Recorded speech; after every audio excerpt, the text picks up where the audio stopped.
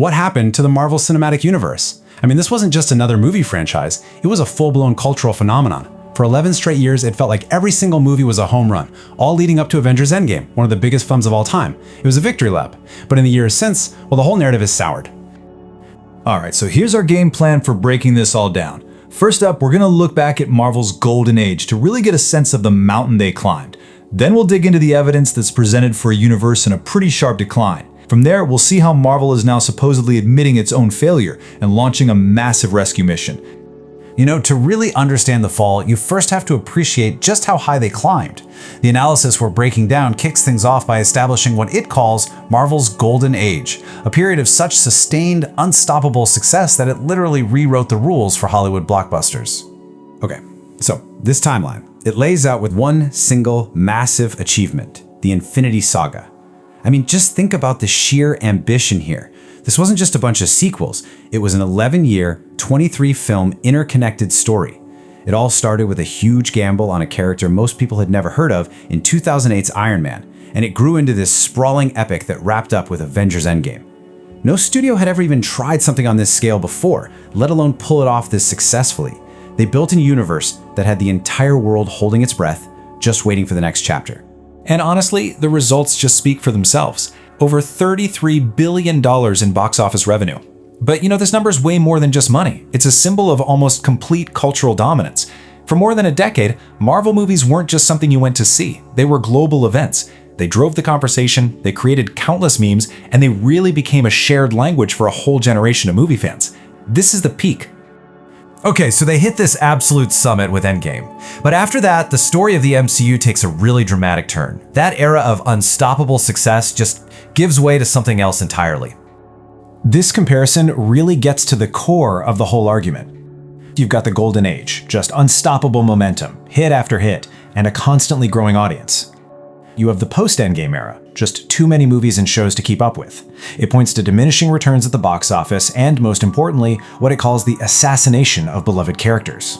Now, what does it mean by assassination? Well, the idea is that legacy heroes are either written out, killed off, or changed so fundamentally that they betray what made fans love them, often to make way for a replacement. And look, the argument here is that this decline isn't just some vague feeling. It starts with movies like Black Widow, a prequel that came out after the character was already dead, and Shang-Chi and the Eternals, which it claims just didn't connect with mass audiences. But it also highlights a more subtle and maybe more damning trend: bad word of mouth. Films like Doctor Strange 2 and Thor: Love and Thunder had huge opening weekends, but then they suffered these historic second-week drop-offs. That's a huge deal in the industry. It signals that audiences rushed out to see it, didn't like it, and didn't tell their friends to go. The list culminates, of course, with The Marvels, biggest box office bomb in MCU history. And it doesn't stop with the movies either. The Disney Plus shows were a massive part of the problem. They made everything feel oversaturated and basically required audiences to do homework just to keep up. It claims WandaVision ended by making Wanda a victim, even though she'd enslaved a whole town. It argues Falcon and Winter Soldier got bogged down in heavy-handed social commentary. It criticizes Loki for that infamous scene where the Infinity Stones are just paperweights, which kind of deflated the stakes of the whole Infinity Saga. Hawkeye is called a bait-and-switch meant only to introduce Kate Bishop, and it calls out She-Hulk for being openly antagonistic to fans and Secret Invasion for a messy plot that assassinated the character of Nick Fury. So if the what is a clear drop in quality and audience excitement, the next and most important question is why. And this is where the whole analysis makes its most explosive and really controversial claim. This wasn't just a series of creative mistakes, it was the result of a deliberate top-down mandate from inside Marvel Studios. The entire creative shift in the MCU back to this one specific phrase, claiming there was a mandate to make Marvel less white and straight male. Now we have to be super clear here. The core of the argument is that this mandate became the #1 creative goal, and that everything else, storytelling, character consistency, fan satisfaction, all took a back seat to this one objective. But where would a mandate like that even come from? The comic books. Specifically, a 2015 publishing event called All New, All Different Marvel. This was a huge relaunch where Marvel Comics systematically replaced many of its classic heroes, like Tony Stark and Steve Rogers, with new, more diverse characters. This whole initiative was a commercial disaster that pushed away longtime readers, and that Marvel Studios, despite having this perfect roadmap of what not to do, chose to follow it exactly for its much more valuable movie universe. all new, all different philosophy was rolled out piece by piece all through phases 4 and 5, like Sam Wilson taking over as Captain America, Jane Foster briefly becoming the mighty Thor, Kate Bishop being set up as the new Hawkeye, and introducing characters like Riri Williams as Ironheart and America Chavez. Marvel was methodically replacing or sidelining its established, globally beloved characters specifically to serve this mandate, just following the comic book blueprint to a T. The analysis argues that the string of creative misses and box office duds got so bad that Marvel Studios was forced to slam on the panic button. Alright, so the first and maybe the boldest part of this rescue plan is basically a soft reboot. Marvel wants you to forget the last 5 years ever even happened. The biggest piece of evidence for this is the news that the next big Avengers movie, Doomsday, will be a direct sequel to Endgame, as a really blunt message to the audience, basically saying, hey, did you skip the 18 movies and shows we put out since 2019? Don't worry about it. The real story, the one you actually cared about, picks up right here. This rescue strategy down into 4 main steps. Step 1, quietly admit failure.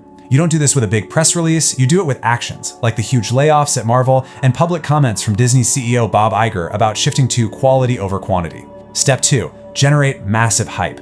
Use industry events like CinemaCon to create positive buzz and let theaters and fans know that the old Marvel is back. Step 3, and this is the big one, bring back the legacy stars. Open up the checkbook and pay whatever it takes to get the original actors the audience fell in love with back on screen. And finally, step 4, erase the recent past by framing the new movies as the true and direct follow-up to the Infinity Saga. In this list of names, wow, this is the absolute centerpiece of the whole strategy, as Marvel backing up the Brinks truck to buy back Goodwill. We're not talking a few cameos here, it's a full-on nostalgia blitz. There are tons of reports about Robert Downey Jr. coming back, maybe for a record-breaking payday, to play the villain Dr. Doom, the return of Chris Evans, and maybe most importantly, officially bringing in the Fox X-Men characters with Hugh Jackman, and the beloved Sony Spider-Man actors like Tobey Maguire. This is Marvel's ultimate panic button. Just use the raw power of nostalgia to try and win back a really disillusioned audience. But even with this massive, star-studded rescue plan getting started, the analysis we're looking at ends on a really skeptical note. It raises a huge question. What if the rescue mission is built on the exact same flawed thinking that caused all the problems in the first place? The very foundation of this comeback is just fundamentally broken. On one side, you have the promise, a big return to the glory days. But the alleged reality is that the cast of Avengers Doomsday is going to be filled with the very same Phase 4 and 5 replacement characters claims audiences already rejected. The promise is that the original heroes are back, but the analysis fears the reality is they're only being brought back to be misused or assassinated even further to prop up the new guard. And finally, the promise is a course correction, but the same creative team that oversaw the entire decline is still in charge of the rescue. Avengers Doomsday will reportedly continue multiple character assassinations.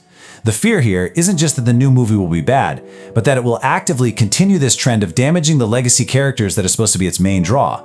The argument is that these heroes aren't coming back for a victory lap, but to be deconstructed and killed off to finally pass the torch to their replacements. Wyatt thinks these huge anticipated returns are going to fall flat. Chris Evans will be back, but not in the Captain America suit, which is what fans are actually nostalgic for. Thor's character was already permanently damaged in Love and Thunder, turning him from a noble god into a clown. But the most crucial issue, it claims, is with Robert Downey Jr. Sure, he's returning, but not as the charismatic, flawed hero who built this entire universe. Instead, he'll be a new villain, Dr. Doom, who, unlike Thanos, a villain they built up for a decade, will have had zero build-up for most of the audience. In Marvel's obsession over identity, they've lost theirs. The argument is that in chasing a mandate that was focused on representation above everything else, Marvel Studios forgot what made it the biggest thing in the world to begin with. Compelling characters, stories that resonated with everyone, and a deep respect for its own legacy. And so, the central question is still out there. Can this rescue mission actually succeed, or is Marvel just doomed to repeat the mistakes of its recent past?